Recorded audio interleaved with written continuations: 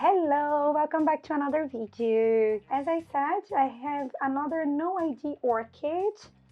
This time is some sort of Oncidian intergeneric that I bought at the sales section of a garden center without bloom, so I have no idea what it is. And most of these orchids, they are tagged as odontoglossum for any reason that I am not sure. So playing like I played with the Nelfinisha, I will try to guess how these flowers will look like, and then myself in the future will come to confirm or to tell me that I was completely wrong. Why I got this plant? Because it has elongated pseudobulbs that resemble two very specific orchids, and I love them. The Brassias, you know, the spider orchids, or the Belearas alicearas. They have this kind of elongated pseudobulb. So there is two options here with this plant. Or I will have an aliceara and have that star-shaped flower, or I will have a brassia. I think this one is a brassia or some sort of brassia hybrid that will have some spidery flowers. I am not sure, but I will show you how these flowers look in the future. Stay tuned. So hi guys, here is myself in the future. I don't know how many weeks after the first video that I recorded. Maybe, I don't know, 1 month and a half? Anyway, this plant is not a brassia, so I was wrong. But it definitely has some brassia in its parents because of the fragrance. And also when we have this type of Belearas with this star-shaped flower, usually they do have some brassias in its DNA, but it's a very complex hybrid. I have no idea of its name. And while it's really fun to have orchids that we don't know how they will bloom, and the fact that I got it in the discounted section of the supermarket, at the garden center for a very affordable price, great. However, I already have these orchids, so this could have happened. You know, I have many orchids, and I have many intergenerics that I bought locally.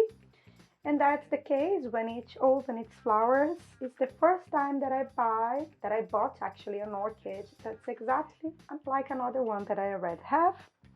You have seen this hybrid before. I've showed you many times. It blooms multiple times a year.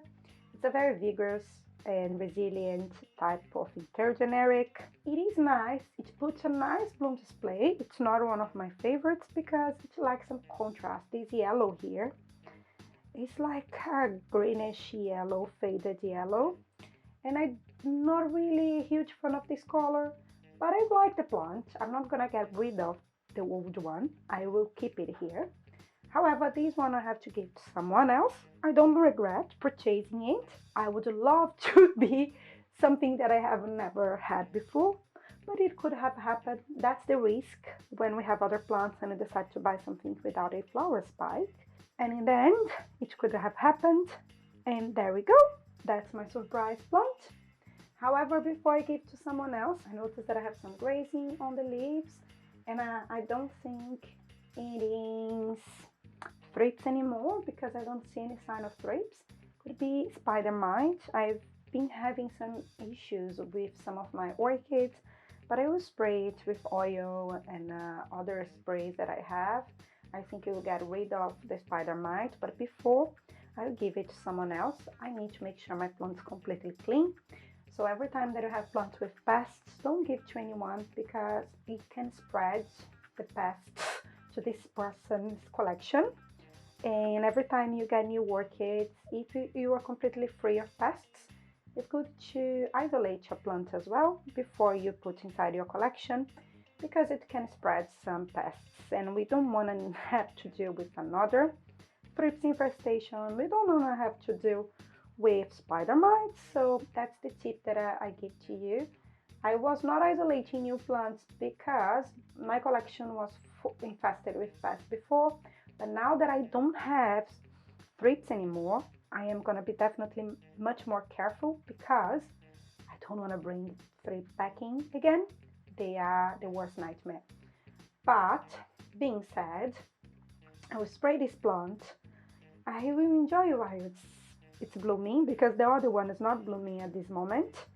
So I will enjoy these flowers, and when the flowers are gone I will cut the flower spike, and I will definitely give to someone else because I don't have space to have a double in my house.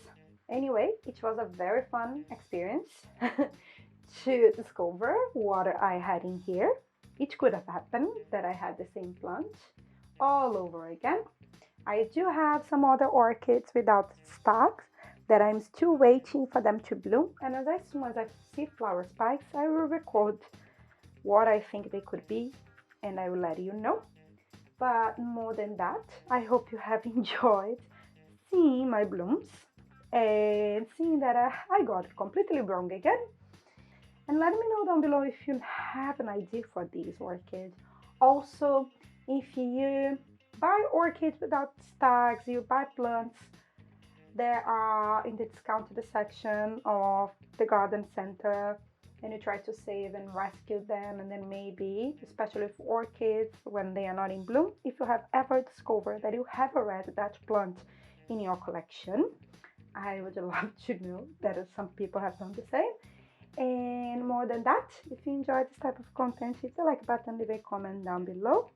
I hope to see you again next week. I will have some reportings, probably the end of the report season, and also we can talk about spider mites in the future if you want, and some other pests. It's part of growing our beautiful plants, right? We always have to deal with some insects that like to munch on them. That being said, I let you go, and bye bye.